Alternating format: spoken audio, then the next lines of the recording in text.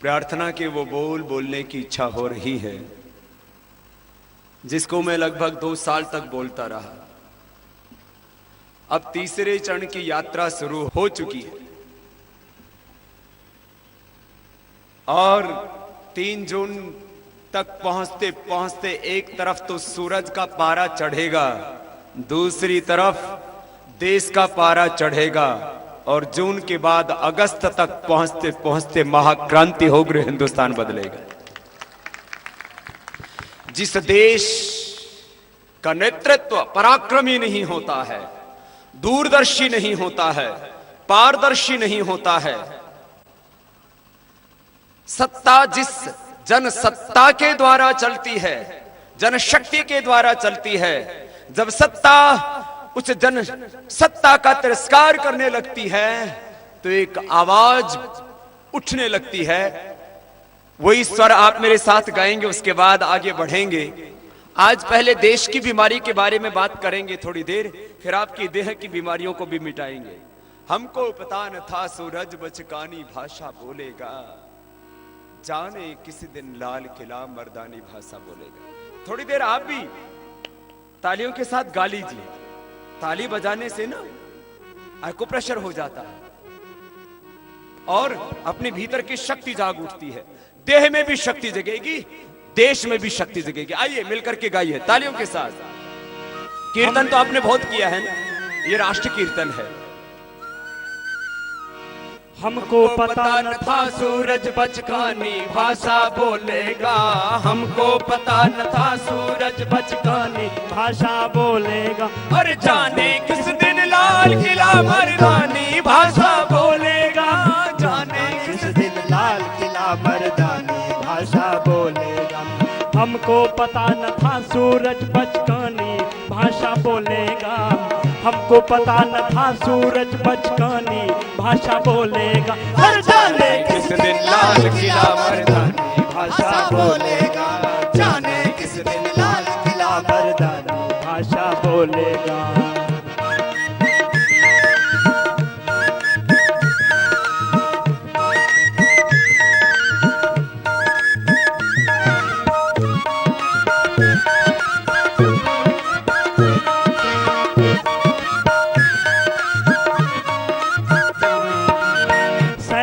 को AK 47 से डरते देखा है,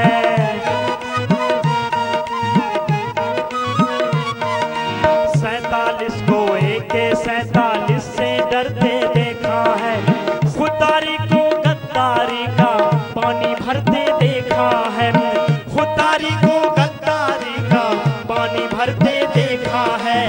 सिंदूरों को तंदूरों में जलकर मरते देखा है, को तंदूरों में जलकर मरते देखा है। दंड नीति का नायक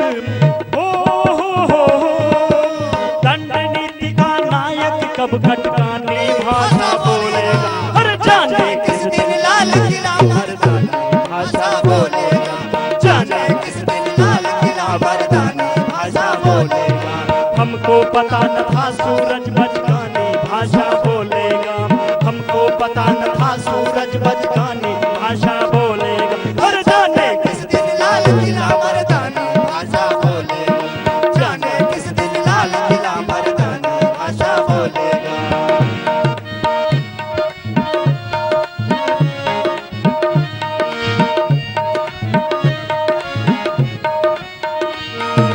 अब सब कुछ बदलना पड़ेगा ना, हाथ उठा करके गाइए।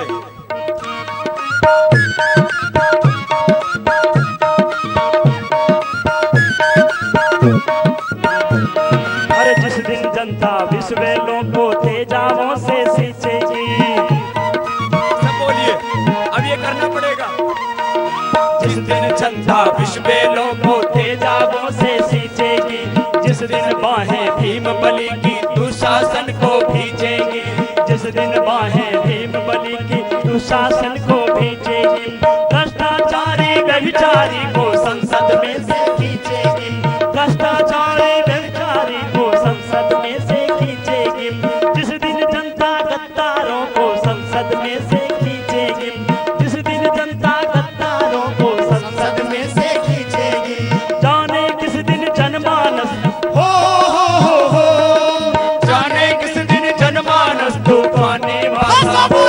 और जाने किस दिन लाल किला मर्दानी भाषा बोलेगा, जाने किस दिन लाल किला मर्दानी भाषा बोलेगा।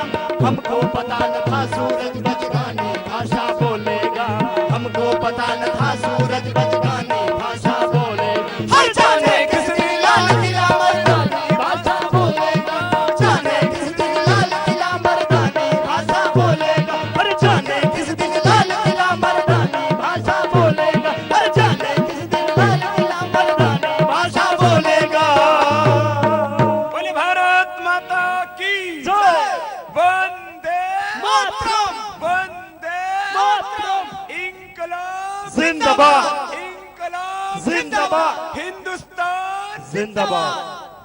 आज डबरा में बच्चों में, बुजुर्गों में, माँ बहन बेटियों में, सब में जोश और जुनून है। देश के 2.5 लाख से ज्यादा किसानों ने आत्महत्या कर ली। आज बहुत से किसान यहां मेरे सामने भी आकर के बैठे, गांव के लोग बैठे। 2.5 लाख से ज्यादा किसानों की आत्महत्या हो जाती है। हर घंटे में 2 मां बहन बेटियों के साथ बलात्कार, 3 की दहेज के लिए हत्या हो जाती है। 80 करोड़ से ज्यादा इस देश के आम लोग 20 रुपए से कम में अपनी जिंदगी बसर करते हैं। वर्ल्ड हंगर इंडेक्स की रिपोर्ट ये कहती है कि हर दिन सांझ ढलते ढलते 20,000 लोग मौत के मुंह में समा जाते हैं। जिस देश के अंदर करीब इन सरकारों और सत्ता के रहते रहते आजादी के करीब 64 वर्ष में 400 लाख करोड़ रुपए देश का धन लुट जाता है, काले धन के रूप में जमा हो जाता है। बोफोर्स घोटाले से लेकर के 2G स्कैम तक 1,76,000 करोड़ का घोटाला जब देशवासियों ने सुना तो बोले इतनी लूट हो रही है। लेकिन उस लूट का भी रिकॉर्ड फिर इन्हीं बेईमानों ने तोड़ दिया जब कोयले घोटाले में बहुतों के मुंह काले हुए और 10,67,000 करोड़ के घोटाले की कैग की प्राथमिक रिपोर्ट आई। तब सरकार के कुछ भ्रष्ट और बेईमान लोगों ने आकर के टीवी पर ये कहते हुए उनको शर्म भी नहीं आई, ये कहा कि ये घोटाला नहीं, ये तो घाटा हुआ था। हमने कहा फिर घोटाला कितने का हुआ? तो बोले तो करीब 50 बिलियन टन कोयला बेचा गया था, ये तो करीब 200 लाख करोड़ रुपए का घोटाला था। इतने घोटाले करने के बाद हम इनको चोर कहें या ईमानदार? जिन्होंने लाखों करोड़ रुपए लूटे उनके नाम सबकी जुबान पर हैं, क्या वो सम्मान के पात्र हैं? संसद हमारा मंदिर है, लेकिन मंदिर के पुजारी यदि सम्मानित नहीं है तो हम उनका सम्मान नहीं कर सकते। फिर हम दोहराते हैं, अच्छे सांसदों का हम सम्मान करते हैं और उनको हमारी बात से नाराज नहीं होना चाहिए, बल्कि बाबा की आवाज में आवाज मिला करके कहना चाहिए कि एक भी भ्रष्ट, बेईमान और गद्दार का पैर संसद में नहीं जाना चाहिए। ऐसी व्यवस्था हमको बनानी पड़ेगी तो संसद भी बचेगी, ये हिंदुस्तान भी बचेगा और इस संसद के द्वारा 121 करोड़ लोगों को न्याय भी मिलेगा। अब इसमें कौन सी गलत बात कही?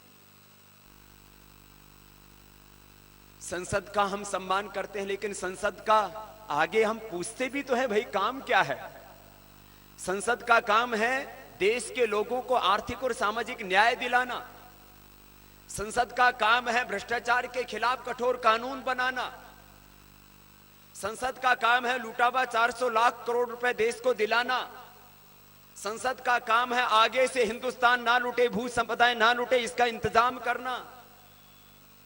संसद का काम है कि एक भी किसान आत्महत्या ना करे, इसका इंतजाम करना। उसकी फसल का उचित दाम दिलाना, लागत मूल्य तो कम से कम दिलाना, ये बेसिक प्राइस नहीं।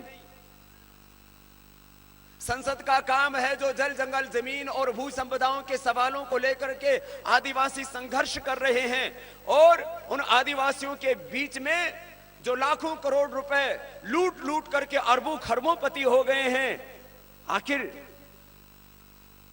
उन आदिवासियों की कौन सुनेगा? इन भारतवासियों की कौन सुनेगा? संसद बनाई गई थी देश के लोगों की आवाज वहां सुनाई दे, लेकिन अब इसमें जो गड़बड़ आ गई है उसको ठीक करना भी हमारा ही काम है। हम सब मिलकर के प्रतिज्ञा करें कि आगामी लोकसभा चुनाव में हम ये कर करके दिखाएंगे कि एक भी भ्रष्ट और बेईमान अब संसद में नहीं पहुंच पाएगा। ऐसा हम इस देश के लिए संकल्प लेते हैं, ये प्रतिज्ञा करते हैं। हम इस संसद के सम्मान को बचाना चाहते हैं। कहने को बहुत कुछ है। अब दागी और अपराधियों को तो बाबा की बात से आपत्ति होनी लाजमी है।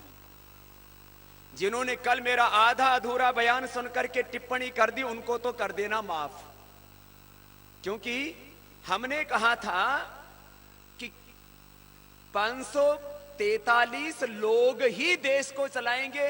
अब मैंने वो तेजी से बोला था दुर्ग में, तो कुछ टीवी चैनलों पर भी चल गया और कुछ अखबारों में भी निकल गया कि 543 रोगी ही देश को चलाएंगे।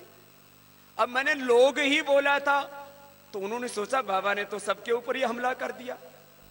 और मैंने उसमें बोला था ये एक संवैधानिक व्यवस्था दी गई है कि 543 लोग ही चलाएंगे, तो हमने कहा हमने मान लिया वो चलाएं, हमें स्वीकार है। और उसमें से जो अच्छे लोग उनका हम दिल से सम्मान करते हैं, लेकिन जो भ्रष्ट हैं, बेईमान हैं, मेरे से बोले बाबा सच तो बोलते हो, थोड़ा कड़वा कह देते हो। अब मैंने कहा भ्रष्ट, बेईमान और लुटेरों के लिए अच्छा शब्द आप बता दो, इसमें अब कौन सी आपत्ति है।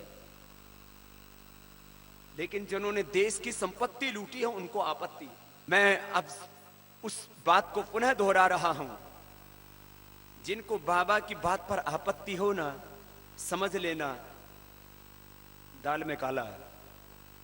सच्चे अच्छे लोगों को मेरी बात से आपत्ति हो नहीं सकती, और बुरे लोगों को चाहे मेरी बात से लाख आपत्ति हो। कुछ ने कहा बाबा आपने ये बयान दिया, इसकी सजा भुगतने के लिए तैयार हो? मैंने कहा मैं हर सजा भुगतने के लिए तैयार हूं, चाहे फांसी पर भी लटकाओ तो वहां पर भी झूलने के लिए तैयार हूं। बोले बाबा कुछ लोगों ने आपका पुतला फूका है। मैंने कहा चाहे बाबा पूरा फूक दो, लेकिन सच बोलने से तुम रोक नहीं सकते। सच तो कहना ही होगा, सच को जीना होगा। ये इतनी बात थी देश के बारे में। देश की शक्ति का हमें बोध होना चाहिए। हमारा देश कमजोर नहीं है। हमने ताकतवर मान लिया अमेरिका को।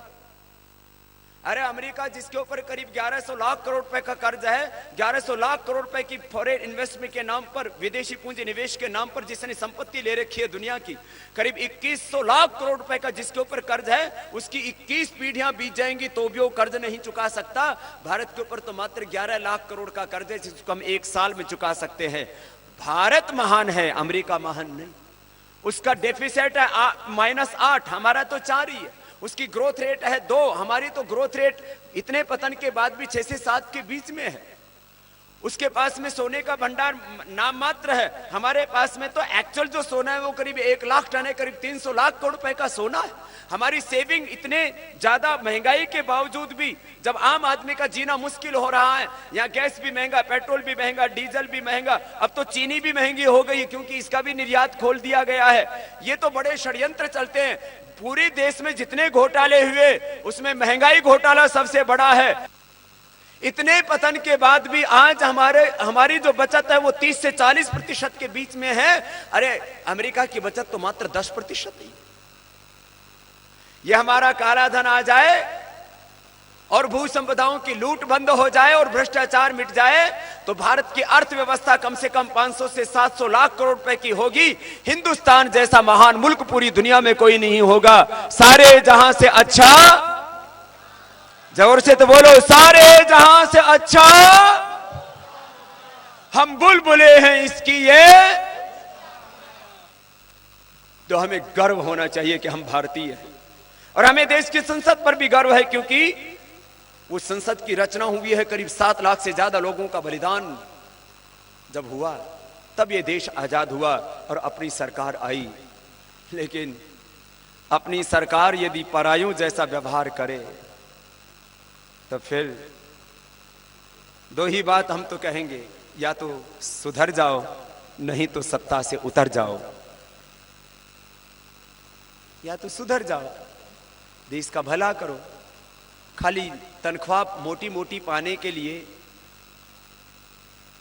बड़े बड़े बंगलों में ऐशो आराम करने के लिए सरकारी गाड़ियों में रेड लाइट लगा करके, और कुछ बड़े नेताओं के लिए तो हर वर्ष कई कई करोड़ रुपए की सुरक्षा के तामझाम खर्च होते हैं, उसके लिए थोड़ी हमने जो है आजादी ली थी। अब पूरी आजादी मिलेगी, इसके लिए भी काम करना है और देह को भी बचाना है और देश को भी बचाना है। शरीर तंत्र लोकतंत्र दोनों को ठीक करना है। अब आगे की बात कहता हूं।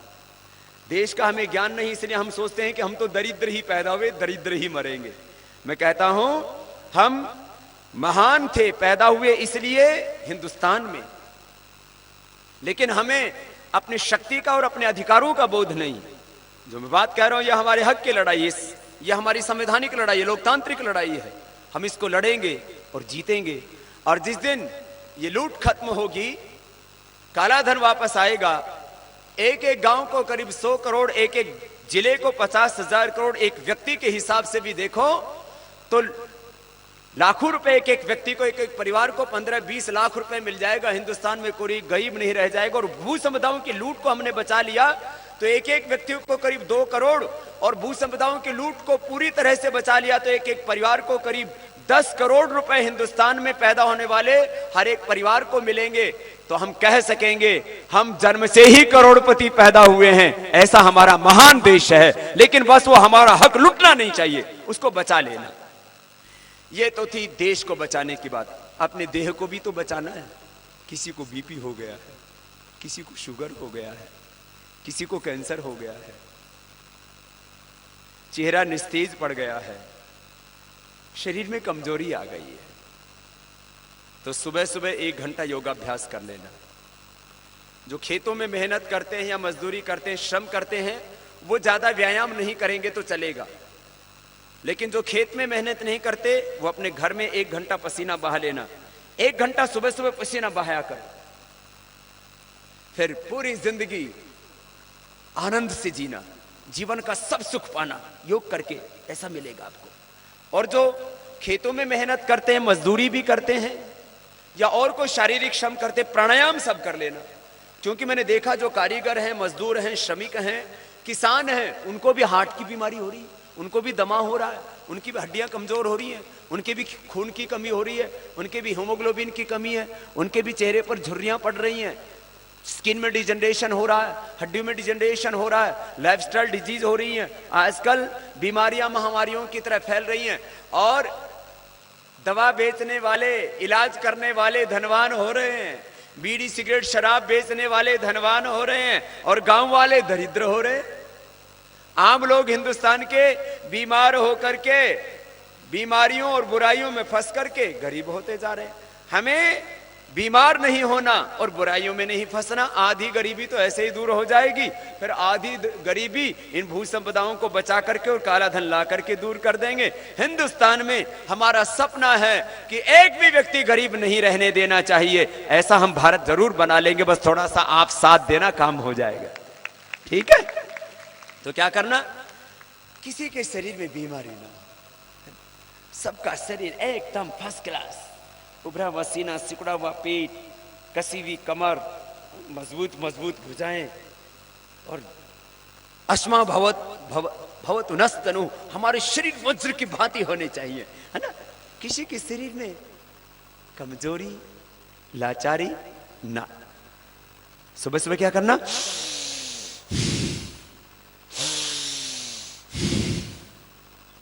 आप भी तो भरो। हाँ, बोले बाबा जी ये तो हमने सुबह ही कर लिया था। मैंने कहा कैसे क्या था? बोले 1 बीड़ी पी ली थी।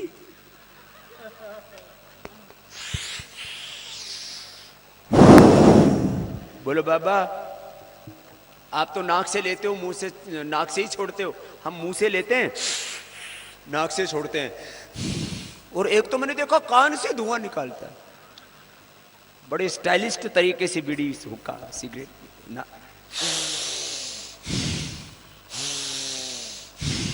5 मिनट ऐसे कर लेना, फेफड़े टनाटन दनादन चलेंगे। अस्थमा की बीमारी, कमजोरी, आजकल बहुत प्रॉब्लम हो रही है, काफ, एलर्जी। बीमार होते हैं ना तो सबसे पहले गला खराब होता है, फेफड़े में कफ जमता है और पेट खराब होता है। बीमारी का सबसे पहला अटैक कहां होता है? गले में, छाती में और पेट में। ये भस्त्रिका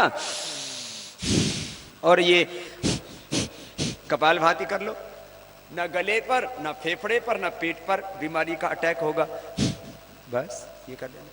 फिर अगली बीमारी होती है दिमाग खराब होने से, स्ट्रेस बढ़ता है, गुस्सा आता है, नींद नहीं आती है। फिर ये अनुलोम विलोम कर लेना।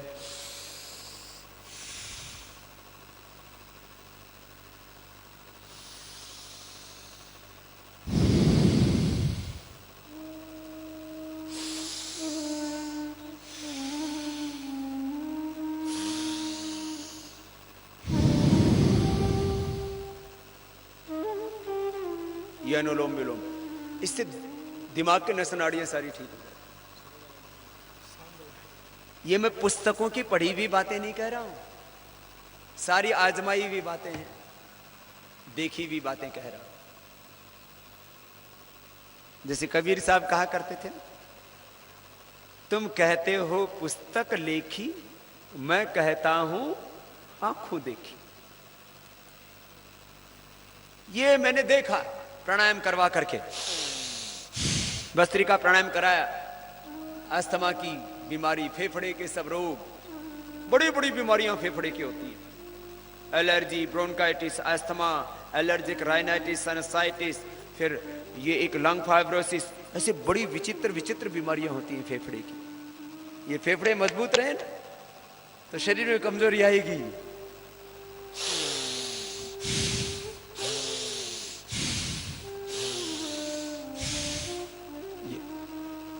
कितनी देर करना? 5 मिनट। फिर दूसरा ये कपालभाति। कैसे?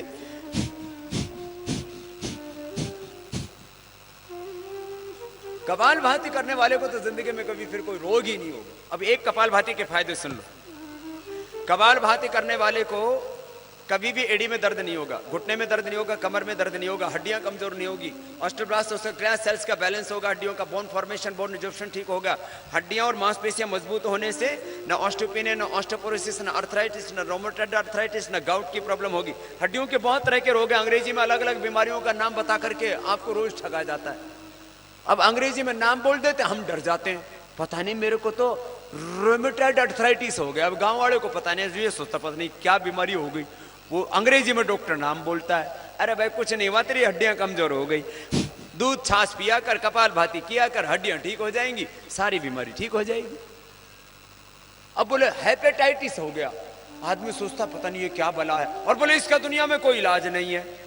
फिर बोलता hepatitis A, hepatitis B, hepatitis C, फिर बोले तेरे को तो एडवांस हो गया, लिवर सिरोसिस हो गया। वो गांव का आदमी को पता ही नहीं कि हेपेटाइटिस क्या होता है, लिवर सिरोसिस क्या होता है। वो फिर जैसे डॉक्टर बोलता है वैसे दवा खाता है, बाद में बोलता है तेरे तो लिवर ही बेकार हो गया। तो बोले क्या करना पड़ेगा? बोले इसके ऊपर तो 50 लाख रुपए से लेकर के 1 करोड़ रुपए तक खर्च होगा। आदमी सोचता है चलो भाई अपना खेत बेच के, ढोर बेच के, कर्जा लेकर के जिंदगी बसती हो तो चलो बचा लेते हैं। अरे मेरे भाई कपालभाति कर लेना, क्या फायदा इससे? 50 लाख रुपए से 1 करोड़ रुपए तक लीवर के इलाज में खर्च होते हैं।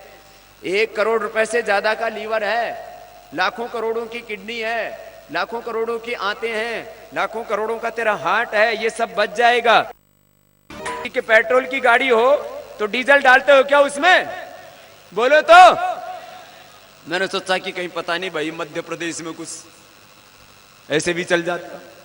भाई जब तुम डीजल वाली गाड़ी में पेट्रोल और पेट्रोल वाली में डीजल नहीं डालते तो भैया अपने भगवान ने दुनिया की सबसे बड़ी गाड़ी बनाई है, दुनिया का सबसे बड़ा यंत्र बनाया है। ये सुपर कंप्यूटर 10 से भी ज्यादा, ये जितने भी अस्त्र शस्त्र बनाए उनसे भी ज्यादा शक्तिशाली है। और इसके अंदर क्या डालना चाहिए भगवान ने तय कर रखा है। इसमें तुम पानी डालते हो तो ठीक है, दूध छाछ डालते हो तो ठीक है, लेकिन ये दारू डालने के लिए नहीं बनाई है।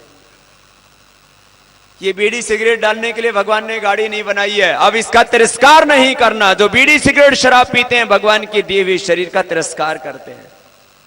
हमारे सब गुरुओं ने मना किया, गुरु नानक देव, गुरु गोविंद सिंह, भगवान राम, भगवान कृष्ण, गुरु, सारे हमारे ऋषि मुनि देखो भगवान बुद्ध, भगवान महावीर, प्रोफेट मोहम्मद साहब, भगवान ईसा मसीह, प्रोफेट मोहम्मद साहब ने कहा जो दारू पीता है वो अधर्मी है, दारू पीना नापाक है, वो दारू पीना वो पाप है। इस्लाम में इसलिए दारू पीना को गुनाह माना है, अधर्म माना है, लेकिन फिर भी पीते रहते। गुरु ग्रंथ साहब में भी दारू पीना, नशा करना, उसको अधर्म पाप कहा है, वेदों में भी कहा, फिर पता नहीं हमने कहां से सीख लिया। आदर्श मानते हैं, भगवान रामकृष्ण को पूजा उन्हीं की करते हैं, लेकिन गड़बड़ हो गई। कपालभाति करना, आपको ना बीड़ी सिगरेट शराब पीने की इच्छा ही नहीं होगी। कितने फायदे हैं इसके, करो आज तो मेरे साथ कर लो ना। जब मोटी मोटी आई है ना, थोड़ी सी पतली पतली होकर के जाएंगी, और कुछ मोटे मोटे भी बैठे हुए। मोटे होने के बाद नीचे बैठने में भी दिक्कत होती। खाली मोटापा के लिए नहीं, ये पूरी बॉडी के मेटाबॉलिज्म को अच्छा करता है। देखो ये प्राणायाम कैसे फायदा करता है। प्राणायाम पूरी बॉडी के मेटाबॉलिज्म को अच्छा कर देता है। जब एनाबॉलिज्म, कैटाबॉलिज्म, मेटाबॉलिज्म का बैलेंस होगा, प्राणायाम से जब सभी केमिकल सोर्स, हार्मोन्स का बैलेंस होगा। भाई बाहर से दवाइयां क्या ले रहे हैं, बावड़ी हो रही है दुनिया, दवा खाएंगे ठीक हो जाएंगे। अरे दवाई में क्या है बावड़े, दवाई में अलग अलग प्रकार के केमिकल सोल्ट हार्मोन्स हैं, वो पैसे में मिलते हैं। भगवान ने मुफ्त में तेरे शरीर में दे रखे हैं वो सारे केमिकल सोल्ट हार्मोन जो तू दवाई के रूप में लेता है। तो भाई भीतर वाली दवाई पैदा कर लेना, अपनी फैक्ट्री ठीक कर ले। तो भीतर वाले केमिकल सोल्ट हार्मोन्स ठीक कब बनेंगे, जब लीवर ठीक रहेगा, जब स्प्लीन ठीक रहेगी, जब किडनी ठीक रहेगी, जब आंतें ठीक रहेंगी, जब पेनक्रियाज ठीक रहेगा, जब गॉल ब्लैडर ठीक रहेगा, जब फेफड़े हार्ट ठीक रहेगा, जब थायराइड ठीक रहेगा, जब पिट्यूटरी पीनल ग्लैंड ठीक रहेगा, सिंपैथेटिक पैरासिम्पैथेटिक हाइपोथैलेमस सिस्टम ठीक रहेगा, जब नर्वस सिस्टम ठीक रहेगा, तब कोई बीमारी नहीं आई। ऐसा बताओ, मुझे ब्लड प्रेशर क्यों नहीं होता, मुझे शुगर क्यों नहीं होता? बोले बाबा जी आप तो बाबा जी हो ना, अब हमारे तो बहुत पंगे हैं, बहुत झंझट है। अरे तुम्हारे पंगे होंगे दो चार लोगों से, दो अपने पड़ोसियों से। हमने तो देश और दुनिया की भ्रष्ट और बेईमान बड़ी बड़ी ताकतों से पंगा ले रखा है ना, फिर भी बीपी है ना शुगर है, आराम से सोते हैं और सुबह सुबह जागते हैं, पूरे हिंदुस्तान को जगाते हैं। तुम क्यों परेशान हो? करो सुबह सुबह उठ करके प्राणायाम करना, कोई समस्या रहेगी नहीं ना। तन भी चंगा, मन भी चंगा है? कुछ लोग सोचते हैं बीमार हो जाएंगे तो डॉक्टर और दवाई है तो सही ना। दवा खाने से किसी का बीपी क्योर नहीं होता है, दवा खाने से थायराइड ठीक नहीं होता है, दवा खाने से किडनी ठीक नहीं होती, किडनी बदलवानी पड़ती है। और किडनी बदलवाने के बाद भी दवा खाने से लीवर ठीक नहीं कर सकते, हेपेटाइटिस, दवा खाने से अर्थराइटिस ठीक नहीं कर सकते, दवा खा करके कैंसर ठीक नहीं कर सकते। ऑपरेशन, रेडिएशन, कीमो कराने के बाद दोबारा कैंसर हो जाता है। दवा लेकर के और सर्जरी करा करके हार्ट की तुम 5-10 लाख रुपए खर्च तो कर सकते हो, दोबारा फिर वही प्रॉब्लम आ जाती है। तो दवाई समाधान कहां हुआ? ये तो टेम्परेरी रिलीफ है, 4 दिन की चांदनी फिर अंधेरी रात। योग करो, रोग रहेगा ही नहीं। इसलिए हमारा नारा है, उद्घोष है, जो करेगा योग उसको नहीं रहेगा कोई रोग। जोर से तो बोलो, जो करेगा योग उसको नहीं रहेगा कोई। सूरज के उदय होने पर, सूरज उगने के बाद कहीं अंधेरा रहता है क्या? ऐसे ही ये बीमारियों का अंधेरा है अपने शरीर में। वो डरे हुए हैं नाम सुन सुन के, ये आंखों की बीमारी, कैटरेक्ट, ग्लूकोमा, ये तो मेरे माइग्रेन पेन, डिप्रेशन, ये तो सिजोफ्रेनिया की बीमारी हो गई, दिमाग की बीमारी हो गई, मेरे तो पता नहीं उल्टा उल्टा ही चलता है। ये उल्टा उल्टा सभी का चलेगा जब तक योग नहीं करोगे। इसलिए दिमागी बीमारियां बहुत हो रही हैं, दिल की बीमारियां बहुत हो रही हैं, फिर शरीर की बीमारियां, इससे लीवर ठीक, इससे किडनी ठीक, इससे आंतें ठीक, इससे किडनियां ठीक, लीवर ठीक, आंतें ठीक, पेनक्रियाज ठीक, माताओं बहने का यूट्रस, ओवरी ठीक, पुरुषों का प्रोस्टेट ठीक, जिनको स्पर्म काउंट पूरा नहीं बनता वो ठीक, जिनको बच्चा नहीं होता उनको बच्चा हो जाएगा, जिनको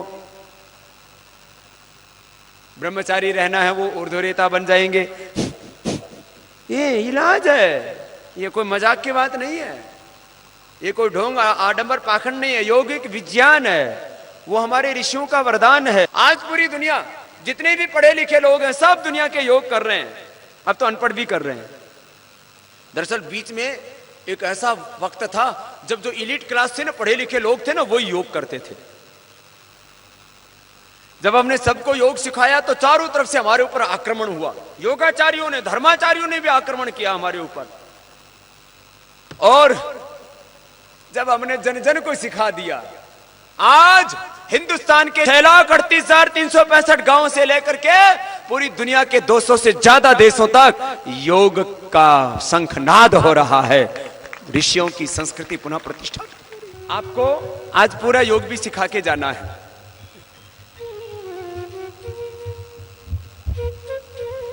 और देश के बारे में भी बता के जाना है। तो देखो,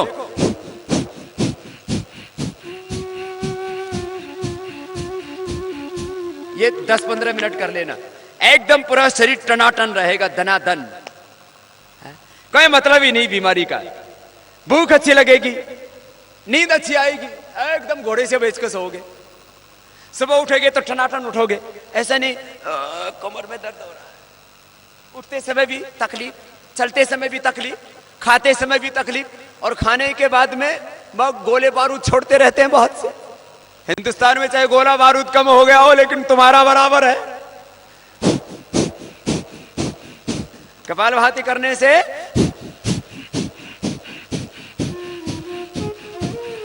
न गैस बनेगी, न एसिडिटी होगी, खाना अच्छे से हजम हो जाएगा, नींद अच्छी आएगी, न बीपी, न शुगर, न बवासीर की बीमारी। ये छोटी छोटी तो बीमारियां हैं, इन्हीं से तो हम परेशान। अरे और तो बड़ी बात, बड़ी बीमारियों की छोड़ो, कैंसर, ये टीबी, हार्ट की बीमारी। जो योग करेगा उसको जिंदगी में कभी सर्दी, जुकाम, बुखार का रोग भी नहीं होगा। ये बड़ी बात है, बुखार भी नहीं होगा। राम राज्य में ऐसे ही कहा है वाल्मीकि रामायण में। महर्षि वाल्मीकि ने कहा कि राम राज्य में किसी को बुखार भी नहीं होता था, कोई दरिद्र नहीं था, और कोई अल्पायु में नहीं मरता था। योग करने से आपके जीवन में राम राज्य आ जाएगा, अर्थात कोई अल्पायु में नहीं मरेगा, सब पवित्रेण शतायुषा, 100 साल तक पवित्रता के साथ जिएंगे। फिर किसी को बीमारी मतलब ही नहीं। मैं तुम्हारे सामने बैठा हूं, मुझे भी तो मच्छर काटते होंगे, ये मलेरिया वाले, डेंगू वाले। आज सुबह भी बहुत से इंजेक्शन लगाए मुझे यहां ग्वालियर में भी। वैसे भी जो बुरे लोग हैं ना, वो मच्छर बन के पैदा होते हैं, वो बाबा से बदला लेते हैं। और आगे भी जो बुरे लोग हैं ना, यही पैदा होकर के यही जीत। अभी भी खून चूस रहे हैं, बाद में भी चूसेंगे। कपालभाति। अरे मैं अकेला ही कर रहा हूं, आप लोग भी तो साथ दो थोड़ा। कंधे नहीं हिलाना, यूं मुंडी नहीं हिलाना। हाँ, कुछ होठ हिलाने लगते हैं, कुछ अंदर खींचने लगते हैं, कुछ पूरे हिलने लगते हैं। मैंने कहा किससे सीखा? बोले बाबा जी आप ही से तो सीखा। घर की कपालभाति डिजाइन कर लेते हैं कुछ लोग, एकदम फर्स्ट क्लास, तेरे पर चमक रहेगी। फिर फेयर एंड लवली नहीं लगानी पड़ेगी। हाँ, आजकल गांव में भी फेयर एंड लवली लगाने लगे। मैंने कहा क्यों लगाते? बोले बाबा हमने टीवी पर ऐड देखा, इससे ना गोरे हो जाते हैं। मैंने कहा एक आदमी ने अपनी भैंस के पुट्ठे पर लगाई, 8 साल तक 1 इंच भी गोरी नहीं हुई। बिना मतलब की गलत फहमी पाल लेते, क्रीम पाउडर लगा के गोरे नहीं होंगे। और आज कुछ तूफानी करते हैं, Coca Cola, Pepsi, Thums Up है। अरे दूध पियो, छाछ पियो, नारियल का पानी पियो, नींबू पानी पियो, और कुछ नहीं तो साफ सुथरा पानी तो पी लो।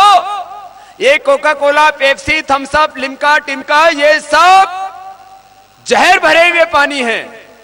इनमें इतना भयंकर जहर है, लगातार पियोगे तो कैंसर हो जाएगा। आज संकल्प लेकर के जाएंगे, कोई भी Coca Cola, Pepsi, Thums Up को हाथ कोई नहीं पिएगा। Coca Cola, Pepsi, Thums Up क्यों? इससे देश का पैसा विदेश में जाता है, मैं आपसे एक प्रश्न पूछता हूं, देश का पैसा देश में रहना चाहिए कि विदेश में जाना चाहिए?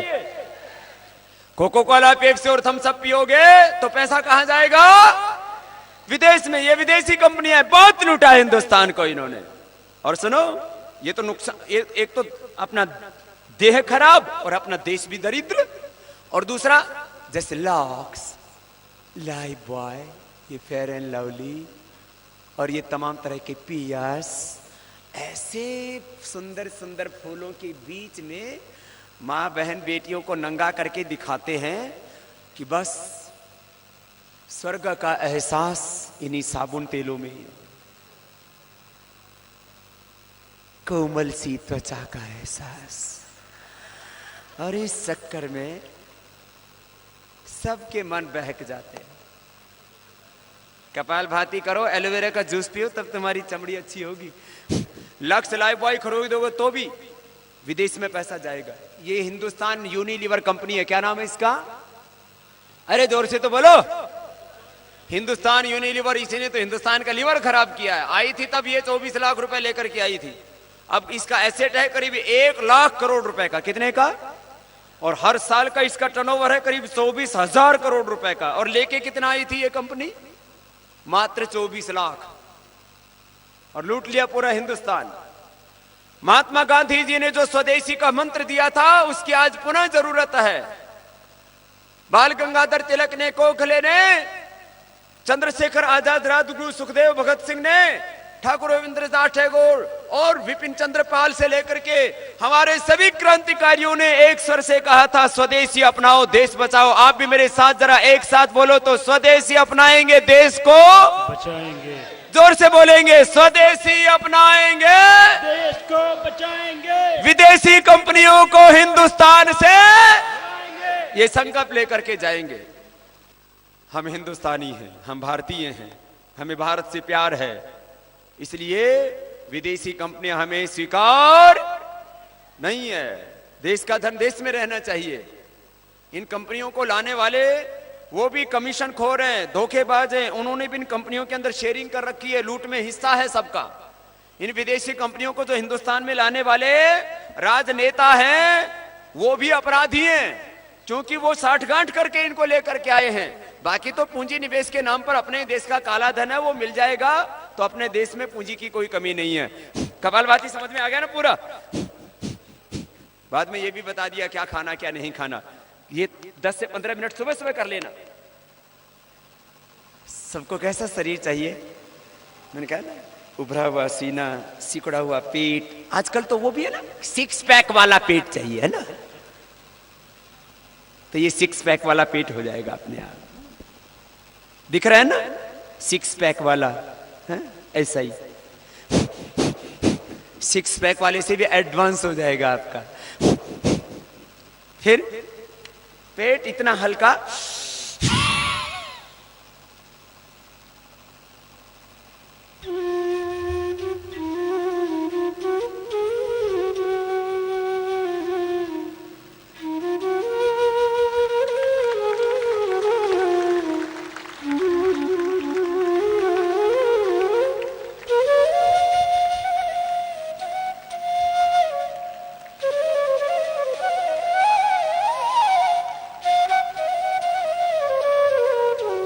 आप भी करोगे ऐसे? बोले बाबा हमारा तो पूरा ट्रैफिक जाम है, नो एंट्री। पेट एकदम ऐसे धसा हुआ होना चाहिए भीतर तक। और कोमल कितना?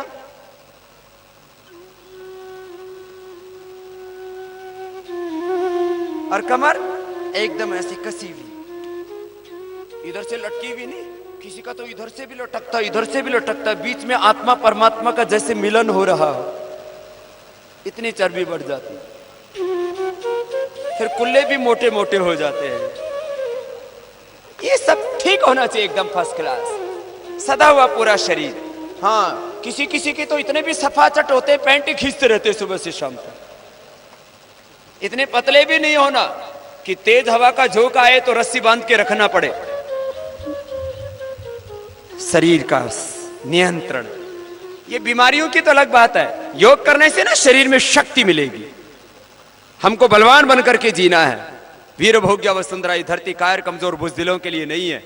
बलवान बनकर के जियो, प्रज्ञावान बनकर के जियो, चरित्रवान बनकर के जियो। योग से सब कुछ मिलेगा। बच्चे योग करेंगे तो उनके फिजिकल मेंटल डेवलपमेंट अच्छा होगा, कंसंट्रेशन बढ़ेगा, आईक्यू लेवल बढ़ेगा। वो एक बार में याद कर लेंगे चीजों को। पढ़ते समय सुन लो रे बच्चों, 5 मिनट ये कर लेना, एकाग्रता बढ़ेगी, मन एकदम शांत हो जाएगा, कंसंट्रेशन आईक्यू लेवल इतना बढ़ जाएगा, किसी भी चीज को 1-2 बार पढ़ोगे याद हो जाएगी। मेरे से बोले बाबा आपको इतने आंकड़े कहां से याद रहते हैं? मैंने कहा योग करता हूं। बोले आपने अर्थशास्त्र कहां से सीखा? मैंने योग से सीखा। योग करने से थोड़े से समय में आपको बहुत सारा ज्ञान हो जाता है। ये कपालभाति, बाह्य प्राणायाम, फिर अग्निसार, फिर गले के लिए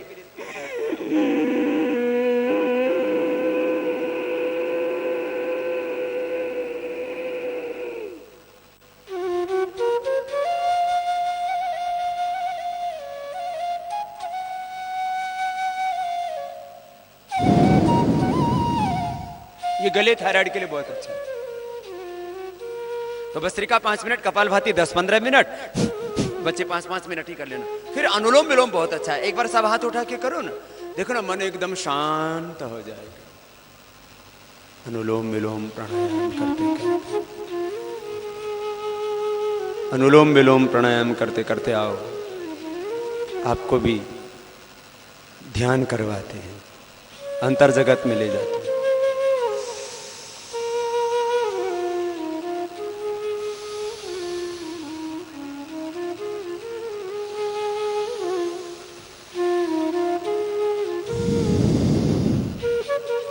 अनुलोम विलोम सब करो, थोड़ी देर बैठ के करो ना, आज तो कर लो। संध्या समय पहले प्राणायाम करते थे, ध्यान करते थे हमारे बड़े बुजुर्ग, और आंखें बंद करके देश का ध्यान करना, तो देश से प्रेम हो जाएगा। भगवान का ध्यान करना तो भगवान से प्रेम हो जाएगा। जिसका बार बार ध्यान करते हैं, जिसके बारे में बार बार सोचते हैं ना, उससे प्यार हो जाता है, अच्छी चीज हो या बुरी चीज हो। अनुलोम विलोम करो, और अनुलोम विलोम करते करते करो ना थोड़ी देर।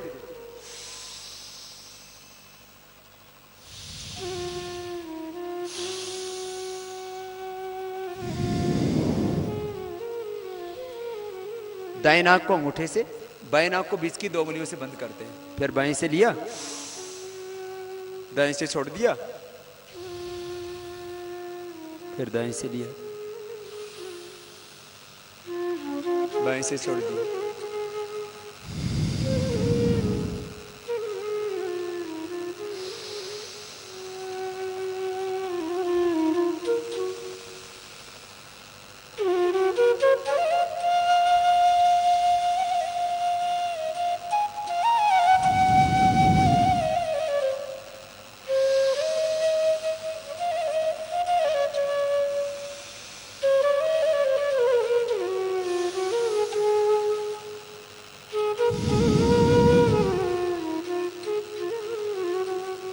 ऐसे रोज कर लेना है, 5-5 मिनट करके ऐसे 10-15 मिनट इसको कर लेना है।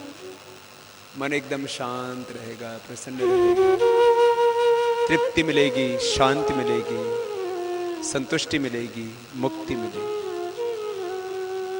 शरीर, इंद्रिय और मन की पराधीनताओं से मुक्त होकर उच्च चेतना से युक्त हो जाते हैं। बहुत अद्भुत प्राणायाम है, स्ट्रेस फ्री लाइफ जीने के लिए, स्ट्रेस मैनेजमेंट के लिए, लाइफ मैनेजमेंट के लिए, कंसंट्रेशन बढ़ाने के लिए, ध्यान के लिए, मेडिटेशन के लिए बहुत जरूरी है अनुलोम विलोम। फिर देखो, पहले उंगली माथे पर रखो, शेष 3 उंगली आंखों पर, ध्यान करना थोड़ी देर, कान अंगूठे से बंद। 3 बार मेरे साथ करके देखो, करते करते आपके मन को शांति मिलेगी।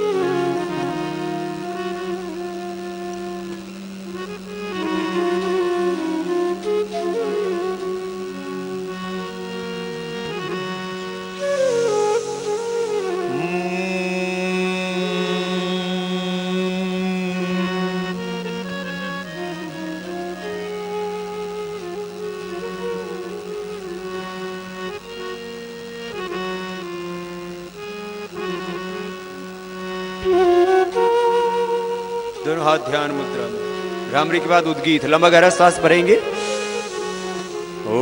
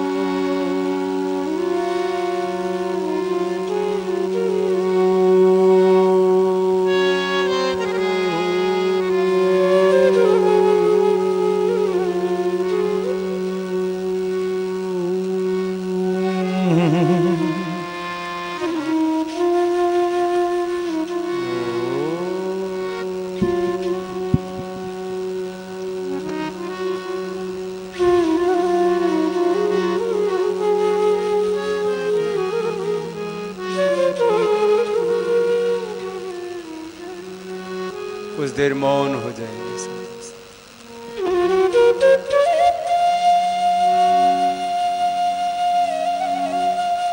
प्राणों के साथ ऐसे प्रणव का ध्यान करते हैं और सब में वही परमात्मा है, उसी की शक्ति, उसी की ज्योति। सब सुख का स्रोत वही है, ज्ञान का स्रोत वही है। ये सब आकार उसी निराकार से उत्पन्न हुआ है। ज्ञान, शक्ति, बल, ऐश्वर्य सब उसी से पाते हैं, उसकी शरण में आ जाते हैं। ये ध्यान ऐसे ये हर दिन ध्यान करना। फिर दोनों हाथ ऊपर उठा करके आपस में दोनों हाथ आंखों पर रखने।